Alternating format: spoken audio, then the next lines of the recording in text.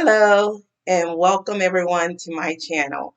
I'm Sharon, the owner of Ignite Journal, and it is time for an Ignite break. Today I want to talk to you about not stopping, not giving up, continue to persevere. When God gives you a dream, when He placed something on your heart, do not let the enemy rob you of that. Ladies, I'm telling you, when you receive an ideal, a thought, a dream that you just cannot shake, I mean, it's unshakable, and it lines up with the will of God, it's most likely from God.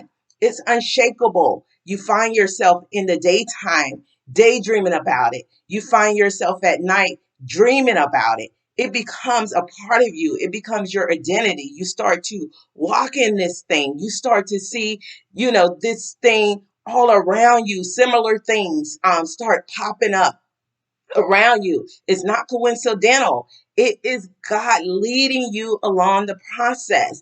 Don't allow the things that pop up that seems to be similar. Don't let that deter you. Don't let confirmation become discontinuation because it's not. It's just another step in the process. And so, what you have to remember is that it is from God. And the spirit behind that thing, even though it may look like something else or what someone else is doing, the spirit behind it is totally different. What is for you is for you. And you are unique and wonderfully made. And what God gives you, it is for you. God is trying to fulfill your purpose and his divine um, function in your life. And so you need to grab a hold of that and you need to run with it, ladies. Stop trying to get confirmation from other people. Stop trying to tell everyone around you because everyone around you, they may be with you, but they are not for you. And let me tell you, God will place someone in your life that you don't even know from Adam that will give you a prophetic word of encouragement all about the thing that God has placed in your heart. And this reminds me of the story of Joseph in the Bible. It begins in Genesis 37, and you can read it for yourself. But we find back in Psalms 105, it tells us that Joseph was tested. So we see this story is all about him being tested by God. Don't get me wrong now. There were things that happened along his journey that were not from God. They were not motivated by God, and they were not inspired by God. They were inspired and influenced by the enemy. However, God took those things and he worked it out for his good because he knew where he wanted him and he knew what he had for him. So he allowed these things to happen in his life to place him where he needed him to be for the fulfillment of his dream to come to pass. So it all started. Joseph had two dreams which he totally misinterpreted, and he started kind of gloating about it and started sharing it with his brothers and with his mother and his father, but it was too early. It was too early. So I'm telling you, when you get something from God, don't start telling everyone because, like I said, everyone's not for you. Everyone's not with you. They're gonna be like, "Girl, please, you, I can't see you doing that," and all of this, but don't let the enemy rob you of your dream. They called him the dreamer. His brothers taunted him with that. They were they hated him. They were prepared to kill him. They plotted to kill him. And that's what people around you will do. They will kill your dream if you allow them. And so they were going to throw him in the pit. But then one of the brothers kind of influenced them not to do that. So they end up selling him into slavery. And when he was sold into slavery, he was, purchased by, I believe, a chief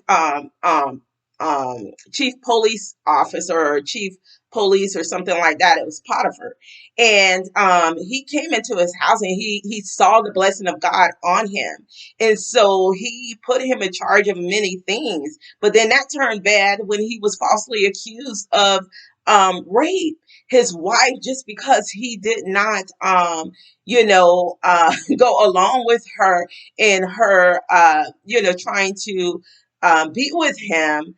She accused him in front of her husband that he tried to take advantage of her. And so he ended up putting him into prison.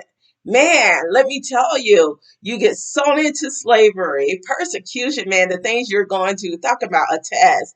He gets falsely accused of something, and now he's thrown into prison. Man, you'll start to think, you'll start to think, man, this dream is it really from God? But God is preparing you, God is testing you, God is strengthening you through this because all of these circumstances, all of the things that he went through, it was preparing him to be where God needed him to be and to elevate in the position that God had for him. And so it went on. And then, out of prison, he went end up going to actually interpret another dream, and so in this dream he actually interpreted correctly. And so he was talking about there's going to be 7 years of plenty and then 7 years of famine. And so this is where his dream started to even flourish more and come more into flourishing. And so we start to see it manifest more here in his life. And so at this point, um, when there was a famine, his brothers actually came to Egypt to buy some food. And so when they came there, they didn't notice him. And he was placed in a position, at this point as the high priest, high minister. And so we see that in the end, they end up bowing before him. And even his father had came and bowed before him. And he did not reveal himself until he got all of his brothers together. And man, they bow before him, talking about God, divine purpose manifesting in his life.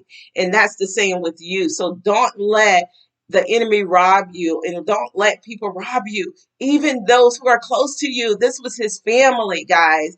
Sometime your family is not going to see what God has given you, and it's okay because it's not for them, it's for you. It's for you, and God is working it out in your life, not in their life, in your life. And so you have to embrace that thing and take hold of that thing and operate in that thing, because there's going to be obstacles that come your way.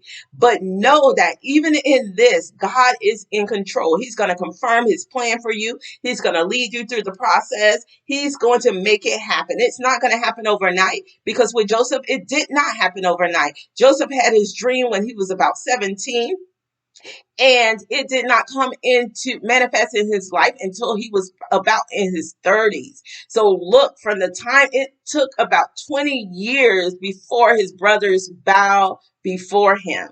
So what I'm telling you is, don't give up, don't just get discouraged. And just because you see something else out there doesn't mean that you can't do it, because God has the people for you who he has for you.